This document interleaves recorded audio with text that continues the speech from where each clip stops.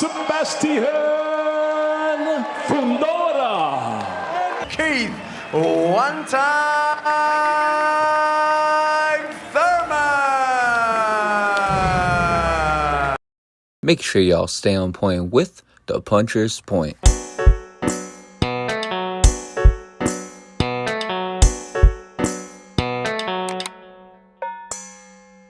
What is good, y'all? Welcome back to the Puncher's Point. We are back. It's been a little bit of a hiatus, but it's definitely going to be picking up because we got a lot of fights to discuss in April. But most importantly, we got a 154-pound title showdown.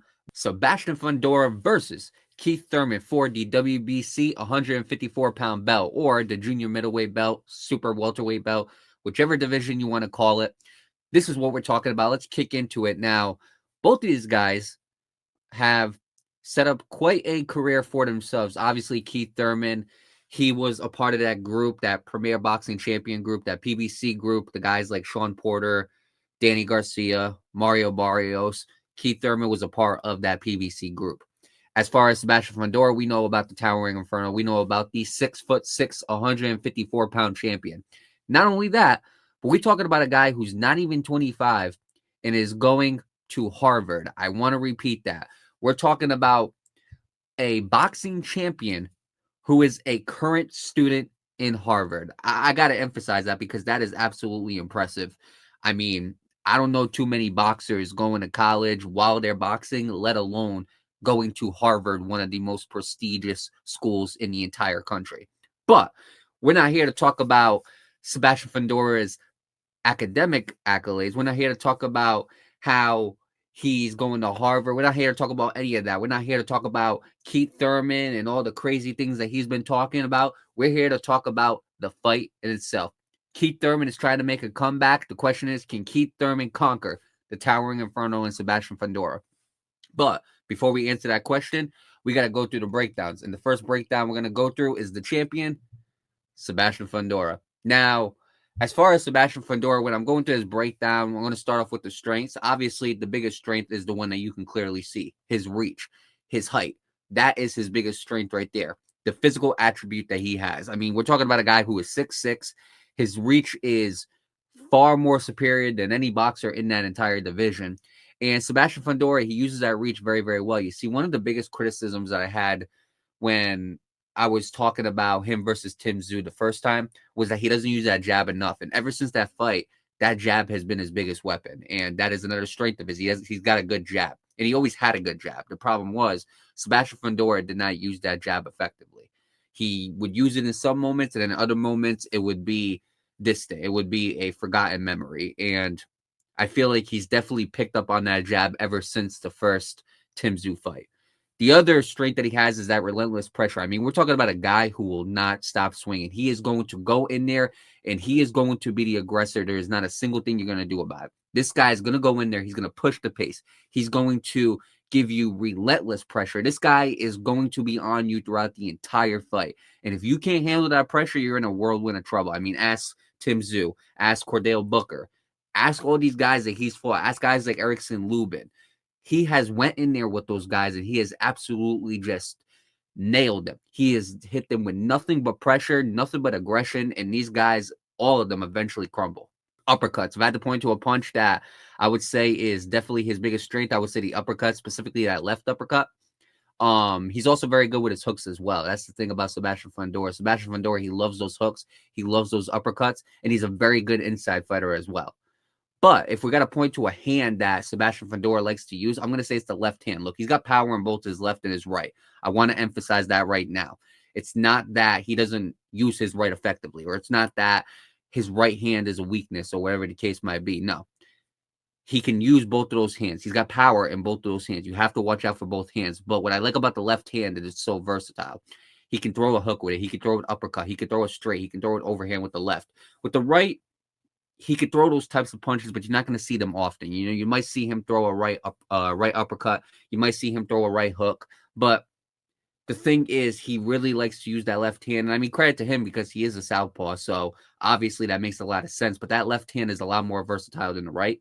And I will say that that left hand, it is a Swiss Army knife when he uses it. He has a huge punch output. I mean, I believe it was the Cordell Booker fight, I believe he had almost 80 punches thrown in that first round alone. So the thing is with Sebastian Fundora, he has a very high punch output. And that guy is going to constantly throw punches. And again, if he's constantly throwing punches, something's going to land. And when that punch lands, you're in for a lot of trouble when it comes to Sebastian Fundora, because Sebastian Fundora is not going to stop bringing the pressure to you. That's as simple as it gets. He is going to go in there. His mission is break you down with that pressure, push you up against those ropes, and make it a very long night for you. And last but not least, he's very sneaky to the body. He's a good body puncher, I will say that, but he's very sneaky to the body. He's very consistent to the body as well, and that's what I like about Sebastian Fundora as well. He's not just sticking to the top. He's not just looking to headhunt. This guy will target your body if you leave it open. This guy is going to target your body to open up to the head, and that's what I like about Sebastian Fundora, is that he's not only going to the top, but he's also going to the bottom as well. And Sebastian Fundora is a very versatile puncher. Again, he's a very strong puncher. He's a very grueling puncher. He's a hard fighter to go up against. I don't care who you are. I don't care what pedigree that you have. Sebastian Fundora is a very hard puzzle to figure out. And a part of it is because he's 6'6", but the other part of it is because he is so strong, because he will not stop throwing punches at you, and you got to learn how to handle it. He does have one loss. He's had some close fights. So what were some of the weaknesses that I discovered through that fight? Well, first, you got room for counter punches, for sure. I mean, there's definitely room for counter punches, especially if he don't land that punch. If he don't land that punch, you got a good opening right there for Sebastian Fundora. He gets caught with straights. That's a specific punch that I've noticed that he's gotten caught with. He gets caught with a lot of those straights, and it's a punch that seems pretty easy to land on him. And you wouldn't think it's an easy punch to land on him because of his height, because of how tall he is, but it is. And those straights, not only could you land him to the head, you could also land him to the body as well. He's open in the middle of his body, and if you can keep on punching that body, if you can keep on targeting that body as it's down the middle, that's going to be there for Keith Thurman in this fight. And if he can keep on targeting that body, I do feel like he could create some openings to clip Sebastian Fundora with a punch that he's not going to expect. The other weakness that I found when it came to Sebastian Fundora is he's susceptible to getting hit over his right hand. This one's important. Sebastian Fundora, he has a weakness. He has an opening, and it's over that right hand. He uses that right hand to block his chin, but there is an opening over that right hand. There's a lot of punchers who have gone against Sebastian Fundora and have clipped him by sneaking that punch over his right hand. Now, is it hard to do? Absolutely. Again, 6'6". However, if there's going to be an opening for Sebastian Fundora, it's going to be over that right hand. And if you can land a punch over that right hand, if you're Keith Thurman, you're going to have some opportunities to not only beat Sebastian Fundora, but get him out of there early. And then last but not least, he struggles with boxers who can slip punches. That's the thing as well. If you can find a boxer who can slip punches, who can duck and weave, guys who can move side to side, those types of fighters are going to be the guys that are going to make Sebastian Fundora fight a little bit harder. And if you can make Sebastian Fundora fight a little bit harder, you can find some of those openings. You can force Sebastian Fundora not to pressure you, but to chase you. And we're going to talk about how that benefits Keith Thurman as we're going to go through the Keith Thurman breakdown pretty soon. But what I will say is a lot of those fighters who got good head movement, got good lateral movement, they're going to create a lot of trouble for Sebastian Fundora. So with that being said, now we got to break down the challenger, and we're going to break down Mr. One-Time, Keith Thurman. Now, when I was going over Keith Thurman, when I was breaking down Keith Thurman as far as the strengths and weaknesses, I found some interesting things. And since we were already on that path talking about how Sebastian Fundora has those weaknesses against fighters who can slip his punches, let's start off with that strength by Keith Thurman. Keith Thurman is very good at slipping punches. If you go and you look at Keith Thurman fights, if you go and you look at his fights, he's very good at slipping those types of punches. He is very good at being elusive. And not only that, he's good at following up when he's elusive as well. Not only is he good at slipping punches, he's also good at moving around. Keith Thurman is not a guy who is going to just stand there and just go toe-to-toe. He's not that type of guy that's just going to let you hit him. If Keith Thurman's on his game, he's going to do good when it comes to that movement. He's going to do good when it comes to slipping those punches. And I feel like that's a tool that Keith Thurman's really going to have to focus on in this fight. But as far as the other strengths, he's got a very dangerous and versatile right hand. Again, I talked about how versatile Sebastian Fundora's left hand is. Keith Thurman's got a very dangerous right hand. And that right hand, again, I don't care who it is, if that right hand lands on Sebastian Fundora, he got a chance to clip him. Keith Thurman has knocked out a lot of opponents with that right hand. He's clipped a lot of opponents with that right hand. And that right hand is Keith Thurman's bread and butter. If Keith Thurman lands that right hand on Sebastian Fundora is going to feel it, and Sebastian Fundora is going to have to react to it. And I'm going to be honest with you, not many fighters reacted well to when Keith Thurman would throw that right hand. A lot of these fighters, they back up. A lot of these fighters, they back off. A lot of these fighters got a problem when it comes to Keith Thurman in that right hand, but he could throw it in so many different ways too. He likes it as an overhand. He likes it as a straight. He could throw it as a hook. Occasionally, you'll see it as an uppercut, but he's got a very good right hand that I think Sebastian Fundora is going to have to watch out for. Consistent to the body. Just like Sebastian Fundora, he's very consistent to the body. The thing is, I would say that Keith Thurman is more dangerous when it comes to the body. If we're talking about prime Keith Thurman, again, I don't know what type of Keith Thurman I'm going to see in this fight. But if we're talking about prime Keith Thurman, what I will say is he's very consistent to the body, and he's very good at hurting opponents to the body. He's got a very good left hook. That's probably his favorite punch as far as what to throw for the left hand, that left hook. And I think that it is a punch that Keith Thurman is going to try to find, but I do expect him to lean heavily on that right hand.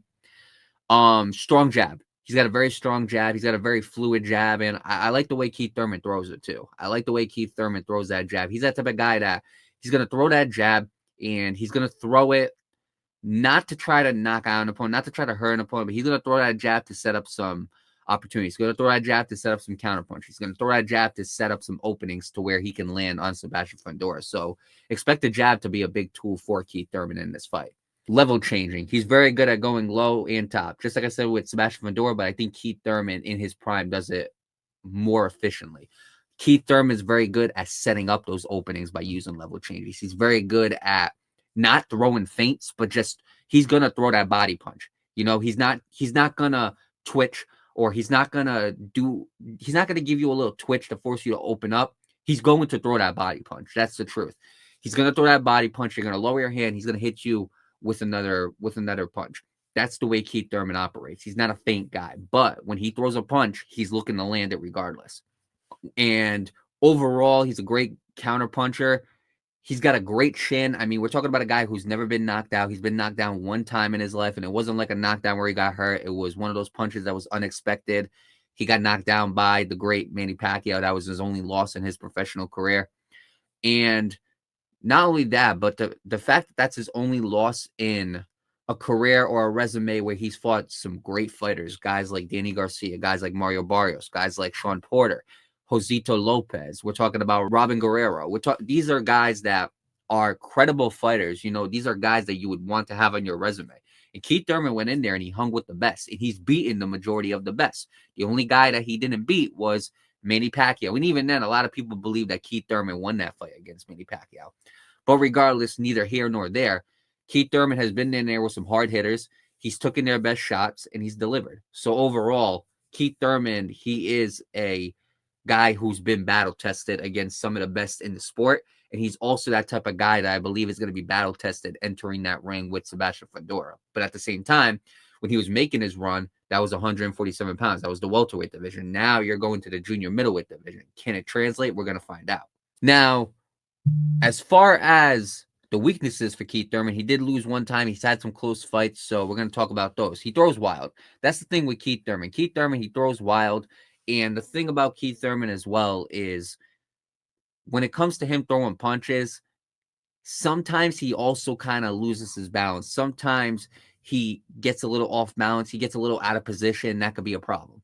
I believe when Keith Thurman is focused and he's locked in, it's really hard to beat that type of guy. However, there's also times where he'll throw a punch and he'll be out of position, or he'll have to readjust, or he'll be a little off balance. I feel like against a guy like Sebastian Fundora, who's got that reach, who doesn't need to be directly close to you, I feel like that could be a problem.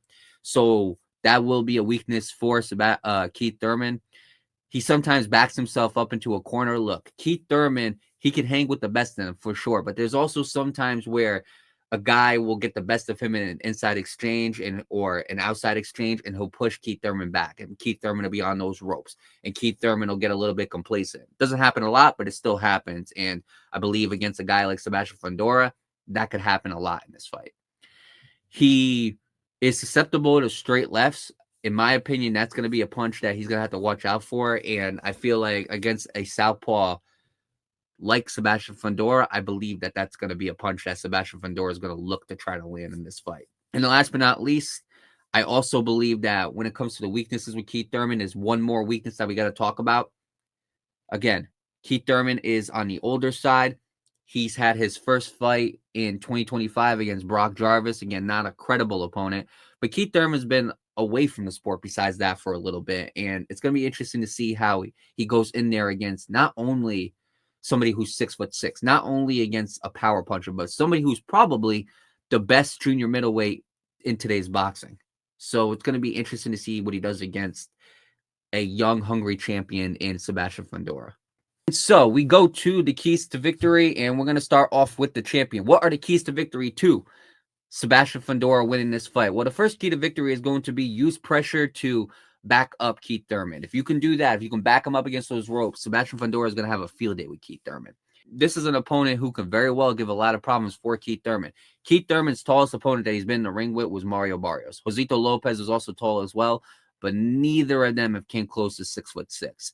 So if there's going to be an opponent who's going to pressure him, it's going to be somebody with power like Sebastian Fundora, somebody with height like Sebastian Fundora, and somebody who's going to use that reach to also push you back like Sebastian Fundora. So I do think that Sebastian Fundora needs to use that pressure and back him up against those ropes early.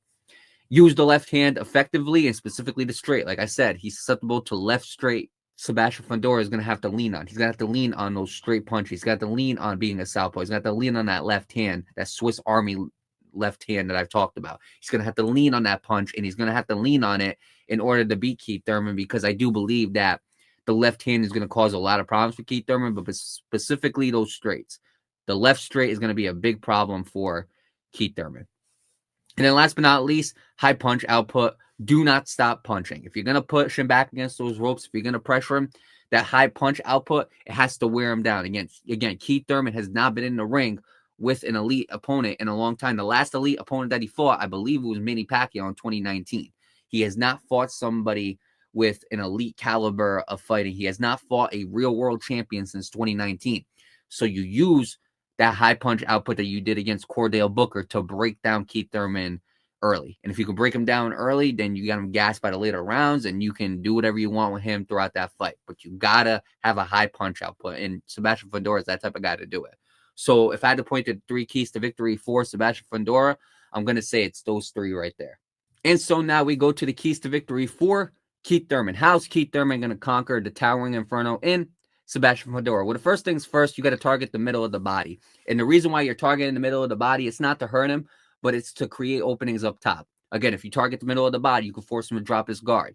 You can clip him to the middle of the body, and you can find an opening there. Or, even better, you could try to use the middle of the body as a feint in order to go on top of that right hand. Like I said, over the right hand is where Sebastian Fundora is going to get clipped. And I feel like if you can target the body, if you can force Sebastian Fundora to make those mistakes, or if you can just use that as a decoy punch to create an opening, I think Keith Thurman's got a good opportunity to clip that opening and to land some good punches on Sebastian Fundora.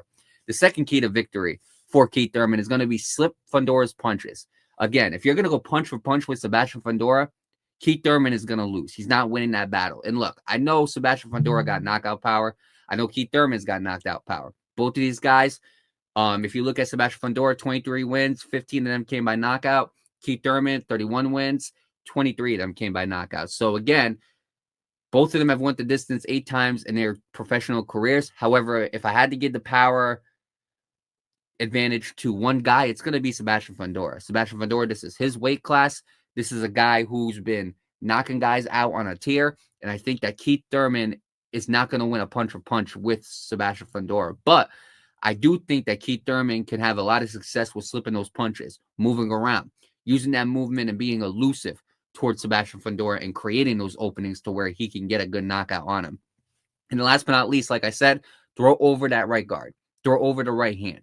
That's going to be the punch that Keith Thurman is going to have to land. That's going to be the most susceptible place for Sebastian Fundora to get hurt. Again, if you throw that punch over his right hand, you can clip him. And a good punch that Keith Thurman got is that left hook. I do think he's going to rely a lot on that right hand, but that left hook could land over the right hand of Sebastian Fundora. So I do think that is a punch that Keith Thurman is going to have to focus on in this fight. And I think it's a punch that if he lands and he has a lot of success with, I think Keith Thurman could potentially upset Sebastian Fundora and become a WBC junior middleweight champion. And so we go to the betting odds. Now, the favorite for this fight is Sebastian Fundora at minus 380, while the underdog for this fight is Keith Thurman at plus 270. These odds are presented by FanDuel, and they are subjected to change. So with all that being said, here's the question that we've had from the beginning of the episode. Can Keith Thurman conquer the towering Inferno? So what is my final prediction for this fight? Well, if you ask me, I don't think Keith Thurman is going to knock out. I don't think he's getting knocked out. I think he's been in the ring with some dogs. I think he's got a chin. I don't think that's going away with age. What I think is going to happen is I think he's going to go into this fight and he's going to have his moments. I think he's going to make it a tough fight for Sebastian Fundora. I'm not going to lie to you guys. I think a lot of people are disrespecting Keith Thurman in this fight. I do think Keith Thurman got a good chance of winning this fight, but I don't think he's going to win it. What I think is going to happen is I think once he really starts feeling the pressure of Sebastian Fundora, I think that Keith Thurman is going to go into survival mode. I think he's going to get complacent. I think Keith Thurman's going to basically try to hang in there throughout the fight. I think he's going to lose a lot of those later rounds, and I think it's going to be a unanimous decision. It's going to be a clear unanimous decision victory for Sebastian Fundora. This is going to be a fight that really tests Sebastian Fundora. I think Sebastian Fundora is going to get clipped in this fight. I think he's going to have to learn how to reset and regroup. I think it's probably going to be early in the fight. I don't think he's going to get knocked down, but I think he'll definitely get clipped with a shot that he's not supposed to. And I think that he's going to learn how to reset, regroup. I think he's going to go in there, make it a really tough fight on Keith Thurman. I think that pressure is going to get to him.